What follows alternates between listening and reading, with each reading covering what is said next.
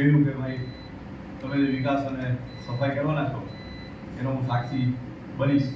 એટલે સાહેબને કીધું તમે આવો, જેટલી વાર આવો આપણે તો બહુ આનંદ જ છે. એટલે આવા ડાયનેમિક વીસી અને એમનું અહીંયા ખૂબ ખૂબ ભાવથી સ્વાગત કરું છું. પુષ્પ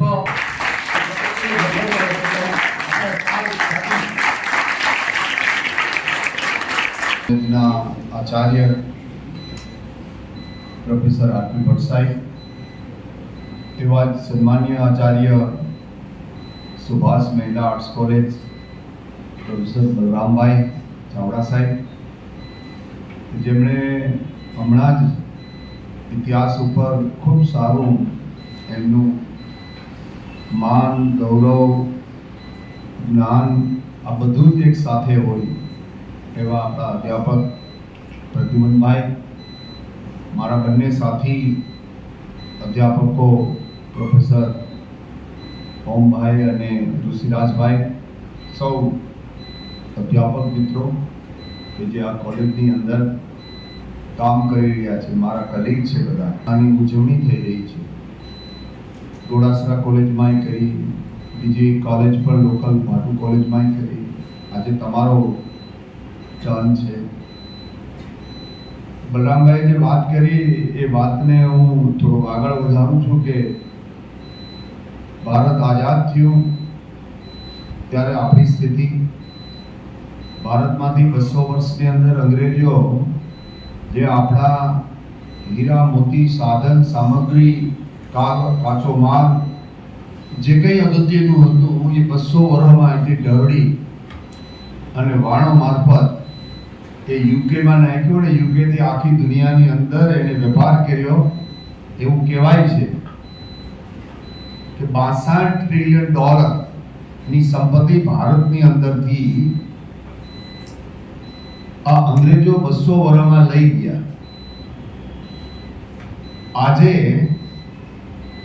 ભારતની $4.5 ટ્રિલિયન ની ઇકોનોમી છે.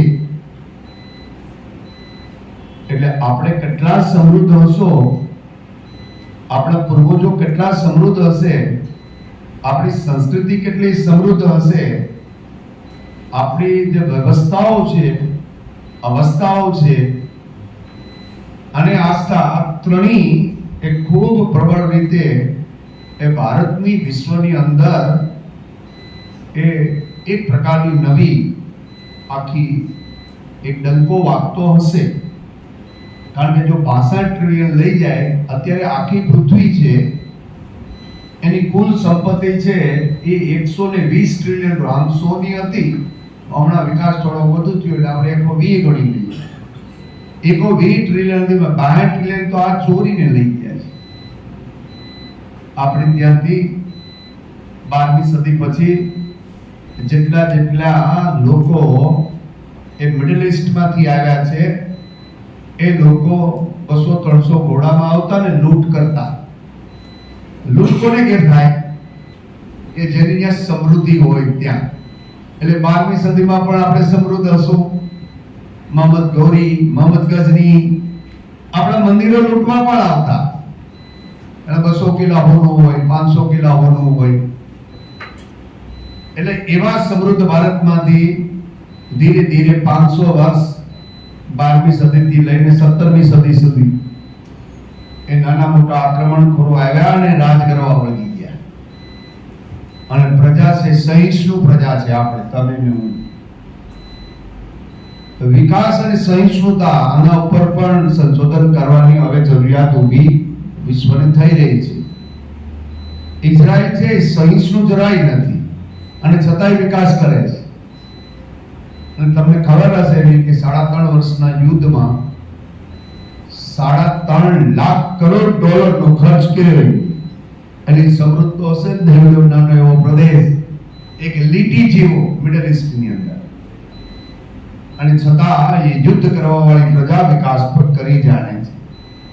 એ લોકો ઘણા એવા ડરાવે છે કે યુદ્ધ કરો ને વિકાસ ન થાય, દેશ પડી ભાંગશે. પણ આપણા ઘરમાંથી લૂંટી જતો હોય ત્યારે આંખો કાઢવી એ યુદ્ધ નથી. એ આવી પડેલી ઉપાધિ સામે સક્ષમતાથી લડવું એ એ બહાદુરી જે પ્રજા જે કૌવત છે એ ગુમાવી દીધું છે, એને ત્યાં વિકાસ કે કાંઈ ન રહે. એટલે આજે વિકાસ સપ્તાહ છે એટલે તમને એનો આપણો ઇતિહાસ આગળ કહું કે આવો. લોકો એવું પણ કહે છે કે દુનિયાનો જે વેપાર થતો હતો એના 25% વેપાર એકલા ભારત તરફથી થતો હતો. આપણા વાણો કોલંબસ અહીં આવ્યા પહેલા પણ આપણા વાણો તો આફ્રિકામાં, યુરોપની અંદર એલચી, આ લવિંગ, આવી બધી જે ગરમ મસાલા છે એ વેચવા આપણા નાનજી કાલિદાસ અહીંથી પણ જતા હતા. વાણ બનાવવાનો ધંધો પણ ભારતે જ કર્યો હતો. શીખ કેવી બનાવવી. અને લોકો આપણે એમ કહેતા વળગી ગયા 17 થી 19મી સદીમાં કે આ તો બાવાઓનો દેશ છે. હજી આપણા જુનાગઢ વિશે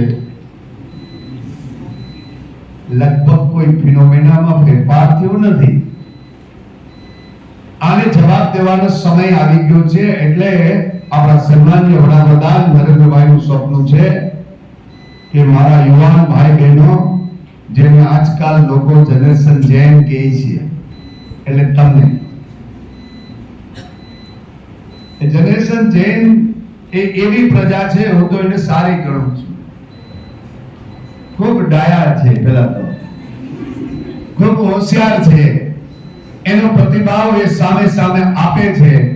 એને લાઈક અને ડિસલાઈક પણ તરત જ આવે છે અને સામને સામને કહી દે છે. આ જનરેશન જેને મુજાય વાળી પ્રજા નથી. મને લાગે કે એટલી જાગૃતતા જો આવી હોય દેશની અંદર તો શોષણ કરવાની જે પ્રક્રિયા અમુક લોકો, ગણાગાટા લોકો આ દેશના કરી રહ્યા હોય તો એને જવાબ દેવાનું કામ છે આ જનરેશન જેન કરી રહી છે. મને લાગે એને બિરદાવવાની જરૂર છે, એને આગળ વધારવાની જરૂર છે. હા, બસ એ જોવાની જરૂર છે કે આજુબાજુના દેશમાં જે સરકારી સંપત્તિ એટલે સરકારની હોતી નથી, એ પ્રજાની સંપત્તિ છે. એને નુકસાન કરીને જે કામ કરી રહ્યા છે, કોઈના આઠા બની રહ્યા છે, વિશ્વની વસ્તીઓના જે જગત જમાદારો એના આઠા બનીને કામ કરી રહ્યા છે, એ જનરેશન જેન છે. એ સમજણ વગરનું જનરેશન જેન છે. એને બુદ્ધિ નથી, ટોળું છે અને ટોળું કંઈ પણ કરી શકે. તો વિકાસ, આવો વિકાસ હતો અને આપણે 200 વર્ષમાં અંગ્રેજો બસ 62 ટ્રિલિયન ડોલર, એટલે આપણે અત્યારે 4.5 પહોંચ્યા છે, તો પણ આપણે વિશ્વમાં ચોથા નંબરની આર્થિક સત્તા માનવામાં આવે છે. આપણે કેટલા સમૃદ્ધ થયા, કેટલા ગરીબ થયા તો આપણે જ જાણીએ. આંકડાઓની માયાજાળમાં તો આપણે ચોથા નંબરે છે. પણ વ્યક્તિગત આવકની દ્રષ્ટિએ જોઈએ, વ્યક્તિગત આવકની દ્રષ્ટિએ જોઈએ તો ભારતની વ્યક્તિગત આવક $2900 છે, એટલે બહુ ઓછી છે. એટલે વિકાસના ફળ જે મળવા જોઈએ એ બધી પ્રજાને મળ્યા નથી. અને કોઈ પ્રજાજન જે આ સમાજનો ભાગ છે એ વિકાસના એ ફળથી વંચિત પણ છે, પીડિત પણ છે અને શોષિત પણ છે. એવા આપણા ભાઈ બહેનો છે, એને ઉઠાવવાનો આ સમય આવી ગયો, ઊભા કરવાનો સમય આવી ગયો, એને ટેકો આપવાનો સમય આવી ગયો. અને જો એ ટેકો તમે બરાબર આપશો, આપણે બધા સમાજના લોકો ભેગા થઈને આપશું, આપણા નાના નાના ભાઈ બહેનોને, આ દેશના એવા લોકોને કે જેને જરૂરિયાત છે, તો મને લાગે છે કે 2047માં આપણા પ્રધાનમંત્રી અને ગુજરાતના પનોતા પુત્ર એવા નરેન્દ્રભાઈનું સપનું છે કે આપણે 75 વર્ષનો અમૃતકાળ સમય એ આપણે વિકાસની આની અંદર ખૂબ સારી રીતે કાઢ્યો. કારણ કે છેલ્લા 10 વર્ષના આંકડા તમને આપું તો તમને ખબર પડશે કે છેલ્લા 10 વર્ષની અંદર ભારતનો આર્થિક સત્તા, અર્થતંત્ર એ $2 ટ્રિલિયન થી લઈ અને $4.5 ટ્રિલિયન સુધી ખાલી 10 વર્ષના ગાળામાં થયું. અને લોકો આખી દુનિયાને ડર લાગવા માંડ્યો છે. કોનો ડર લાગે છે? ભારત. અને ભારતમાં કોનો? આ જનરેશન જેનનો ડર લાગે છે દુનિયાના આખા લોકોને. ક્યો? કે જેની પર યુવાન માનવ બળ, જેની એવરેજ આયુષ્ય 29 વર્ષની હોય એવો દેશ દુનિયામાં કોઈ છે નહીં. જેની 65% વસ્તી એટલે 80 કરોડ લોકો કામ કરવા માટે સક્ષમ છે અને એને માંદગી અને નિભાવ ખર્ચની જરાય જરૂર નથી. ભારત એક એવો દેશ છે કે 142 કરોડમાંથી 10 કરોડ લોકો જ એ 60 વર્ષથી ઉપરની ઉંમરના છે કે જેને માંદગી અને બીમારીનો ખર્ચ આવે, અને એ આપણા ટકાવારીની દ્રષ્ટિએ ગણીએ તો 7-8% થી વધુ નથી. જ્યારે America, Europe, Japan, Australia, New Zealand અને આવા જે સમૃદ્ધ દેશો છે એની એવરેજ આયુ છે અત્યારે 38-39 વર્ષની થવા જઈ રહી છે. એટલે એ દેશ ગરડા થવા માંડ્યા છે. એની પર પ્રજા માનવબળ નથી. એટલે ચાઇના, એ તમને ખબર હશે કે થોડાક વર્ષ પહેલા એટલે 4-5 વર્ષ પહેલા એની પાસે એક બાળકની નીતિ હતી. એ નીતિ એવીને 2 બાળકો પર ગયા અને હવે એવું કહે છે યુરોપના દેશો પણ, નેધરલેન્ડ છે, ફિનલેન્ડ છે, સ્વીડન છે, સ્વિટ્ઝરલેન્ડ છે, એ એમ કહે છે કે એક બાળક વધારેનું આપો તો તમને ઇન્ક્રીમેન્ટ તો આપશું ને તમને પૈસા તો આપશું. આપણી વસ્તી ઘટી ગઈ છે. એ લોકોને એની સમસ્યા છે, આપણે વધી ગઈ છે એને મેનેજ કરવાની સમસ્યા છે. આપણે પણ ભારતે પણ છેલ્લા 30-40 વર્ષની અંદર 2.5% નો પોપ્યુલેશન ગ્રોથ રેટ હતો. એ ઘટાડતા અત્યારે એ 1.8 પહોંચી ગયો છે. આજે એવું કહેવાય છે કે જે યુવાન લોકો છે, જે જંક ફૂડ ખાવા વાળા જનરેશન જેન, એ લોકોને સમજ નથી કે એના શરીરની અંદર જે ફેરફાર થઈ રહ્યા છે એને કારણે જે આવતા વર્ષોની અંદર સમાજમાં જે અસમાનતા ઊભી થવાની છે એ અસમાનતા પણ હમણાંથી જ ઊભી થઈ રહી છે.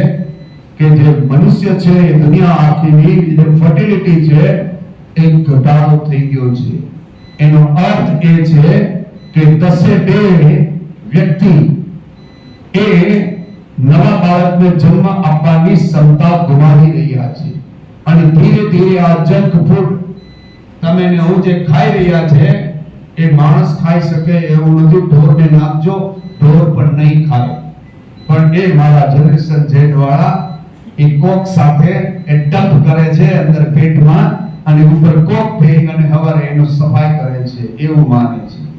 એને કારણે જે ઝેરી તત્વો તમારા શરીરમાં જઈ રહ્યા છે એ ભારતના યુવાન માનવ કળનો વિનાશ કરી નાખવાનું છે 20-25 વર્ષમાં. અને તમે 20-25 વર્ષના થશો ત્યારે ભારતની જે પરિસ્થિતિ છે જો ધ્યાન નહીં રાખશો તો અમેરિકા અને યુરોપમાં આજે ત્યાં લગ્ન કરવાની વ્યવસ્થા સંપૂર્ણ તૂટી ગઈ છે. એ 5-7 વખત લગ્ન કરે, 8 વખત કરે એ સમાજમાં સહજ બની ગયું છે. અને એને કારણે ત્યાં પ્રજા છે વણસંકર પ્રજા ઉત્પન્ન થઈ છે. એનો કોઈ ભરોસો નથી કે એ બાળકનો જે ઉછેર થાય છે, જે મા-બાપની હાજરીમાં ઉછેર થાય અને તમારા મા-બાપ તમે મોટા થાવ ત્યારે 3-4 મા-બાપ બદલી ગયા હોય એની સ્થિતિ બાળક ઉપર શું થતી હશે એનો અભ્યાસ એ બધા સાયકોલોજીસ્ટ છે પણ એને કોઈ આવો અભ્યાસ કર્યો નથી. અને એ સમાજની મોટામાં મોટી ચિંતા છે. જ્યારે ભારત ભલે 700 વર્ષ સુધીની ગુલામી ભોગવી હોય 12મી સદીથી 1947 સુધી, આપણા કંઈક અંશ હજી અકબંધ રહ્યા છે. કંઈક સમાજ એવા છે કે જે અકબંધ રહ્યા છે. અને અકબંધ રહ્યા છે એટલા માટે નરેન્દ્રભાઈએ કીધું કે આ વિકાસ સપ્ત તમારે ઉજવવા જોઈએ. અને ગુજરાત છે એ મોડલ સ્ટેટ છે. મોડલ સ્ટેટને આ વાત મૂકવી જોઈએ.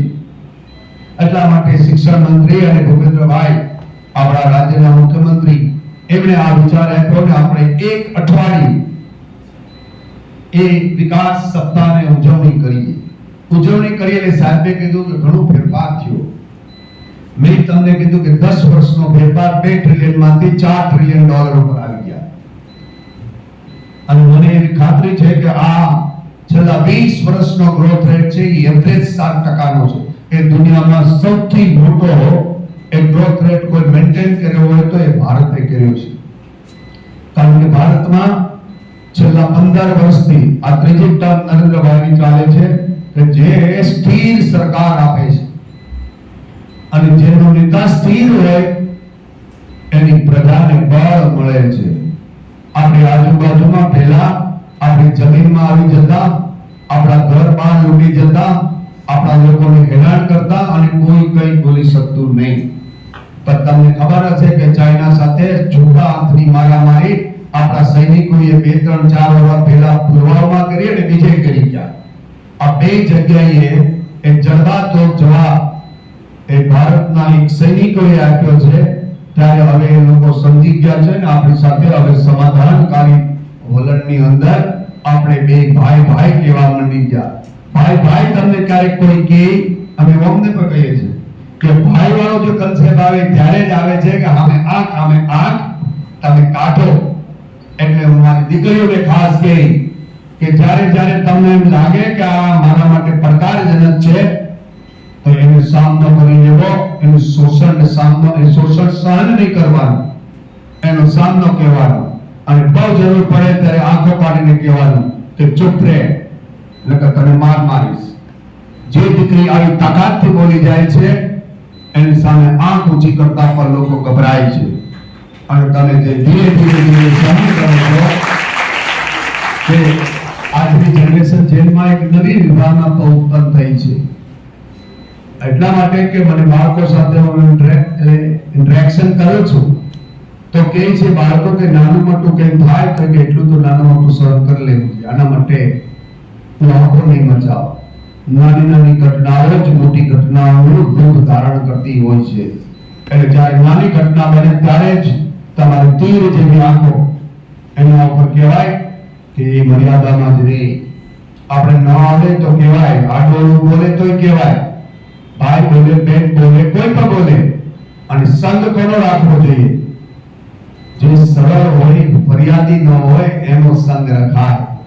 દરરોજ ફરિયાદ કરતી ગયા તો ક્યાં કોઈ ભણાવવા આવે છે એટલે ભાઈ તોય માંડ આવે છે. એટલે આવા લોકો છે જે સતત ફરિયાદી છે એ લોકોથી તરત જ અંતર કાપી લેવું. કારણ કે ફરિયાદી લોકો એની પાસે જે છે એ જ તમને આપી શકે. એની પાસે દુર્ભાવ છે તો તમને દુર્ભાવ આપશે, એની પાસે સદભાવ હશે તો સદભાવ આપશે. એટલે મારી બહેનોને, ખાસ મારા યુવાન ભાઈઓને પણ કહું છું કે મિત્રો એવા બનાવો, ભલે એક બને પણ એ પોતે, તમને ખબર હશે કે પૃથ્વીરાજ ચૌહાણનો ચંદ્રમારો એક જ મિત્ર હતો. જ્યારે એને પણ લટકાઈ દેવામાં આવે તો ચંદ્રમારોને પણ એક અંધારની અંદર એ બેને ત્યાં મારી નાખવામાં સામે મરી જાય છે. દોસ્તી તો રાખવી તો આવા શહેરી રાખવી, હરણા ભાગી જાય એની ન રખાય. એટલે તમારે આ મારું તમને કોઈ સાહિત્યકાર છું નહીં, પણ મને જે સમાજમાં દેખાય છે એ વાત તમારી સમક્ષ મૂકું છું. એટલે એવી બાજુ તમારા મૂળ ઉઠી ગયો પણ જોજો તમે આદર કરો અને આદર પ્રાપ્ત કરો. જ્યારે કોઈ આદર આપણે દેતા હોય ને ન દેતા હોય તો ડિસ્ટન્સ ઊભું કરતા હોય, ક્લિયર કટ ગેપ આપો. તમે એને મજા નથી આવતી તો ક્લિયર કટ ઇન્ડિકેશન આપો. પણ એ કશું જ વેળા કરીને આપણે મૌન થઈને સાંભળા કરીએ તો મૌનની ભાષા છે આંશિક સહમતિ. તમને કાયદાની ભાષા ખબર ન હોય તો કહું, મૌન એ સ્વીકાર છે. એટલે કાયદાની ભાષામાં એનો સ્વીકાર થાય છે. આપણે સ્વીકાર ન હોય, આપણે સુષ્ટુ હોય તો પણ પ્રતિકાર કરવા વાળા માણસો છે એ જ જીવનની અંદર સર્વાઈવ થાય છે. જે સંઘર્ષ કરે છે એ જ આગળ વધે છે. જે બાળક સંઘર્ષ જરાય નથી કરતો એ રોજી રોટી મા બાપને કમાવેલી ખાઈ, લગ્ન કરી, જીવન પૂરું કરી અને ધામમાં વયા જાય છે. એનો ઇતિહાસ કોઈ હોતો નથી. ભારતની અંદર 562 રજવાડા, સાહેબ કહે છે કેટલા હતા? અમે તો ઇતિહાસના માણસ 500 ઉપરના રજવાડાઓ હતા. એમાં રાણા પ્રતાપનું નામ લોકો એ માતૃભૂમિના ગૌરવ માટે એ પોતાનું બધું જ બલિદાન દઈ અને જંગલની એક પહાડી ઉપર, અરવલ્લીના ડુંગરો ઉપર એક માણસ 10-12 વર્ષ સુધી એ અકબરની સેના સામે એ લડવા માટે તાકાત વાળો થઈ અને જંગલમાં એ રોજી રોટી જે કમાતા આદિવાસીની સાથે રહી છે. લોકો એટલે એના ત્યાગ અને બલિદાનને યાદ કરે છે. માનસીના સ્વીકારને કોઈ યાદ નથી કરતો. માનસી કોણ છે તો કોઈ માનસી નામ રાખવા કરતા પણ હો વખત અમારે ક્ષત્રિય સમાજમાં તો વિચાર કરે માં ઉપર આવ્યું હતું કે માનસી રહેવાતો માનવેન્દ્રસિંહ રાખો ભાઈ. કે ક્રિકેટનો એક એક્ઝામ્પલ આપું, કારણ કે હું મેનેજમેન્ટનો પ્રોફેસર એટલે કેસ સ્ટડી કહું. ભણાવવામાં હું સીધું ભણાવતો નથી, કેસ સ્ટડી કહું અને પછી વિચાર આપું છું. તો ક્રિકેટની રમત તમે બધા જાણો છો કે એક બેટ્સમેન હોય, બોલર હોય, પાછળ વિકેટ કીપર હોય, બધા પ્લેયર હોય, બે અમ્પાયર હોય. તો કોઈએ પૂછ્યું કે આમાં સૌથી વધુ ડરવું કોનાથી જોઈએ? તો મારા એક મિત્રએ કીધું કે બોલરથી એટલી બધી ડરવાની જરૂર નથી, કારણ કે 22 ગજ દૂર છે. એટલે બોલ ફેંકે પછી સમય તમને મળે છે, પણ વિકેટ કીપરથી ધ્યાન રાખવું. એટલે જીવનમાં આપણી નજીક રહેતા લોકોથી મોટા લોકોએ હંમેશા ધ્યાન રાખવું જોઈએ. સ્ટમ્પ આઉટ એ આપણે એ જ કરી શકીએ.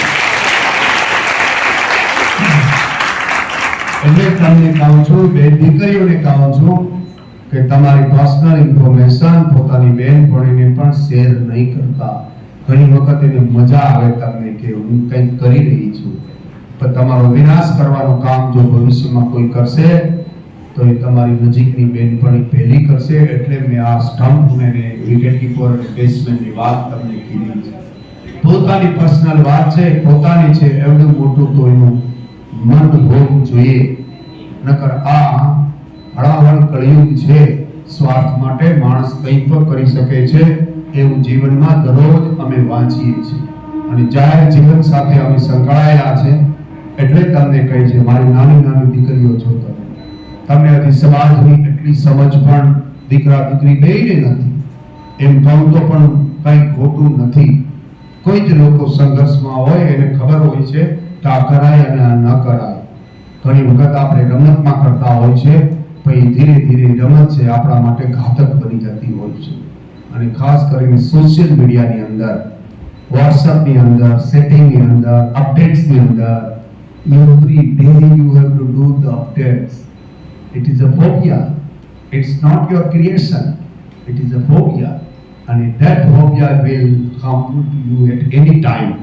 હવે AI નો જમાનો છે. આ ઓપન AI 16 નવું વર્ઝન આવી ગયું છે અને એવું કહે છે કે મરેલા માણસો છે એને જીવતા કરીને એ અગાઉના એના વાક્યો બોલીને એ જ ભાષાની અંદર અમેરિકાની અંદર ન્યુયોર્ક ટાઈમ્સનો આર્ટિકલ થોડા દિવસ પહેલાનો છે અને એ ગુજરાતી વર્ઝન દિવ્ય ભાસ્કરમાં પબ્લિશ થયું હતું થોડા દિવસ પહેલા. જે વાંચતા હોય તો સૌજન્યથી એમ લખ્યું હતું એમાં. તો આ ઓપન AI નો જમાનો છે. એની અંદર આપણા સ્ટેટસ અપડેટ કરવામાં સમય ન આપવો જોઈએ. આજની યુવા પેઢી 7-8 કલાકનો સ્ક્રીન ટાઈમ આપી રહ્યા છે. તો મારી તમને બે હાથ જોડીને વિનંતી છે કે એને પણ થોડો ઉપવાસ કરાવો. એકાદશી નહીં રહ્યો, કરવા ચોથ નહીં રહ્યો તો ચાલશે, પણ આને ઉપવાસ કરાવો. એટલે સવારથી લઈ અને બપોર સુધીનો ઉપવાસ, પછી કલાક તમે એને ઉપવાસ છોડો, ફરી પાછો 2 વાગ્યાથી 8 વાગ્યાનો ઉપવાસ, પછી સાંજે 1 કલાકનો ફરી ઉપવાસ છોડાવીને તમારે કરી લેવું જે કંઈ કરવું હોય. કારણ કે તમને ટેવ હશે તો એટલી ઝડપથી એ ટેવને કાઢવી મુશ્કેલ છે. મને ખબર છે કે મેં ઘણા દીથી ફોન બંધ કર્યો છે. ઉપવાસમાં છું અત્યારે.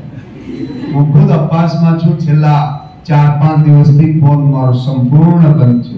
હું ભાઈ ટ્રાય કરતા હશે, મારે એનો ટ્રાય કરવો તો ઉપવાસ છોડીને હું ફોન કરીને પાછો ઉપવાસમાં આવ્યો.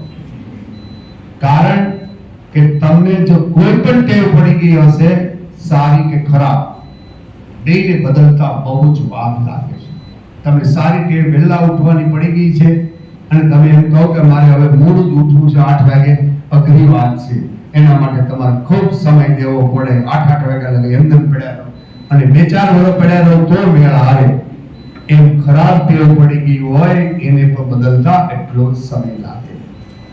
તો આપ સૌને આજે વિકાસ સપ્તાહની અંદર આપણે સ્વચ્છતા અભિયાન પર લેવાના છે અને તમે બધા એની અંદર પોતે, મારો કાયમ માટેનો વિચાર છે કે મારો હીરો આ દેશનો કોણ, તો હું ગાંધીને મારો હીરો ગણું છું કે જે સર્વ ધર્મની અંદર માનતા હતા. ભારતના નાગરિક માટે ધર્મ, વર્ણ અને વ્યવસ્થા એ કશી જ એને ક્યારેય જોયું નથી. તો ગાંધી એમ કહેતા કે શ્રમ વગરનું શરીર છે, એના શરીર ઉપર આપણે પાપ કરી રહ્યા છીએ. જેની પાસે શ્રમ નથી એ માણસને માણસ ગણવો એ યોગ્ય નથી. એટલે હું બધા જ બાળકોને કહું છું કે પોતાના ઘરની અંદર કશું જ કામ તમને તમારા મા બાપ ન કહેતા હોય તો બૂટ સરખા કરી દેવા, પ્લાસ્ટિક ઘરમાં કાઢી લેવું, પંખા ખોટા હાલતા હોય બંધ કરી દેવા, પાણીનો બગાડ થતો હોય અટકાવવો, પાણીનો ગ્લાસ અડધો આપવો, પાણીનો બગાડ સારા પાણીનો ન થાય. એવી નાની નાની પ્રવૃત્તિ કરીને આપણા ઘરને આપણે સમૃદ્ધ કરી શકશું. અને જેટલી વીજળી બચાવશું તો ભારત એક વિકસિત રાષ્ટ્ર થતા આપણે ડિસિપ્લિનમાં હશું તો દુનિયાની કોઈ તાકાત છે આપણે રોકી શકવા નથી. આ વિકાસમાં આપણે વિકાસ સપ્તાહ ઉજવવાની જરૂર નથી. જાપાન જેમ વિકાસ એની ગળથુથીમાં આવી જશે અને કાઇઝન કન્સેપ્ટ એ દરેક કેન્દ્ર ઉપર આપણો પહોંચી જશે. તો આપ સૌને વંદન કરી મારી વાણીને વિરામ આપું છું. એમના વિશેની થોડી માહિતી આપવા માટે હું બલરામ સાહેબ ચાવડાને વિનંતી કરું કે તેઓ આ વિકાસ સપ્તાહ વિશે આપણને માહિતગાર કરે. યુનિવર્સિટીના કુલગુરુ પ્રોફેસર ડૉક્ટર પ્રતાપસિંહ ચૌહાણ સાહેબ, આપ સૌને જેમનું માર્ગદર્શન મળે છે અને સાયન્સના માણસ હોવા છતાં સાહિત્ય સાથે જેમનો ખૂબ અનુબંધ છે એવા પ્રિન્સિપાલ ભટ્ટ સાહેબ, બાઉદીન કોલેજનો ઇતિહાસ જેમની પાસેથી સાંભળો અને તમારું વાતાવરણ થોડું હળવું થયું એવા પ્રોફેસર ડૉક્ટર પ્રદ્યુમન ખાચર સાહેબ, ભક્ત કવિ નરસિંહ મહેતા યુનિવર્સિટીમાં એકેડેમિક વિભાગનું ઓફિસર ઓમભાઈ જોશી, એવા જ ઋષિરાજ ઉપાધ્યાય સાહેબ, બાઉદીન કોલેજના પ્રાધ્યાપક મિત્રો, ભાઈઓ અને બહેનો, ખૂબ સમયથી તમે જાની સાહેબને સાંભળી રહ્યા છો, આ વિકાસ સત્તા વિશેની વાત સાંભળી રહ્યા છો. પણ એક વાત એટલા માટે કરવી ગમશે કે ડૉક્ટર પ્રતાપસિંહજી ચૌહાણે એમની આગવી ઓળખ સૌરાષ્ટ્ર યુનિવર્સિટીનું નિર્માણ કર્યું એ તો છે જ, પણ ગોધરાનું આખું કલેવર બદલાવી નાખ્યું. વિશ્વવિદ્યાલય કેવી હોવી જોઈએ, વિશ્વવિદ્યાલયમાં શું હોવું જોઈએ, કેવો વિકાસ થવો જોઈએ, કઈ રીતે યુનિવર્સિટીનું મોડેલ હોવું જોઈએ, આ સ્થિતિનું નિર્માણ જેમણે કર્યું છે એમની ઈચ્છા હતી કે જૂનાગઢની પ્રખ્યાત બાઉદીન કોલેજમાં કાર્યક્રમ થાય, તમારી સાથેનો વાર્તાલાપ થાય અને ભારત સરકાર, ગુજરાત સરકાર કઈ રીતે વિકાસ સાધી રહ્યા છે એનું ચિત્ર યુવાઓ સુધી પહોંચે એ માટેનો આ કાર્યક્રમ. ઘણી વખત જ્યારે વિકાસની વાત આવે ત્યારે કેટલાક લોકો કહે છે વિકાસ ક્યાં દેખાય છે, પણ વિકાસ છે એ રાત્રે ઉગડતા પુષ્પ જેવો છે. રાત્રે જે પુષ્પ ખીલે ને આપણે જોઈ શકતા, દિવસનું પણ નથી જોઈ શકતા, પણ રાત્રે ખીલે અને સવારમાં તમારી સામે જે ગુલાબ ખીલું હોય છે આપણે જોઈ શકીએ, નાનકડી આમ પેલું હોય ને એમાંથી આખું ગુલાબ છે સવારમાં તમારી સામે આવે, એ રીતે વિકાસ એ તમારી સામે આવે છે. આપણે જાણીએ છીએ કે આપણે ત્યાં 4-5 પ્રકારના વિકાસો આપણે જોઈ શકીએ એવા. તમે દાખલા તરીકે આરોગ્ય ક્ષેત્રે કેટલો વિકાસ થયો, શિક્ષણ ક્ષેત્રે કેટલો વિકાસ થયો, ઉદ્યોગ ક્ષેત્રે કેટલો વિકાસ થયો, કૃષિ ક્ષેત્રે કેટલો વિકાસ થયો, ગ્રામીણ ક્ષેત્રે કેટલો વિકાસ થયો. જ્યારે આપણે એના વિશે મંથન કરીએ છીએ ત્યારે આપણને ખબર પડે કે આપણી પાસે શું હતું. એ વિકાસને તમારે ઊંડાણપૂર્વક તપાસવો પડે કે ભાઈ અમે જ્યારે નાના હતા, અમારા ફાધર મધર જ્યારે નાના હતા ત્યારે એની પાસે આરોગ્યની સુવિધા કેવી હતી, અત્યારે આપણી પાસે આરોગ્યની સુવિધા કેવી છે. જ્યારે ગામડામાં રહેતા હતા અને કોઈ માંદું પડે તો એને ત્યાં હોસ્પિટલ સુધી પહોંચાડવાની કેટલી બધી. દીકરીઓ એ ખરેખર આપણી સંસ્કૃતિનું પ્રતીક છે. એ દીકરીઓને આપણે સાચવવાની છે, તમારે તમારી જાતને સાચવવાની છે. એ બાલિકા પ્રબોધન ખૂબ સરસ રીતે સાધ્ય કર્યું. આ તકે સાહેબનો ખૂબ ખૂબ આભાર માનીએ છીએ. સાથે મેં કહ્યું એ મુજબ આજે આપણે સ્વચ્છતાનો પ્રકલ્પ કરવાના છીએ, એટલે એના ડેમો માટે એટલે આપણે આપણો ક્લાસ સાફસૂફ કરીશું પોતપોતાનો. સાથે બંને લોબીઓ, નીચેની લોબી, ઉપરની લોબી અને લેબોરેટરી જે છે એની પણ આપણે સફાઈનો આરંભ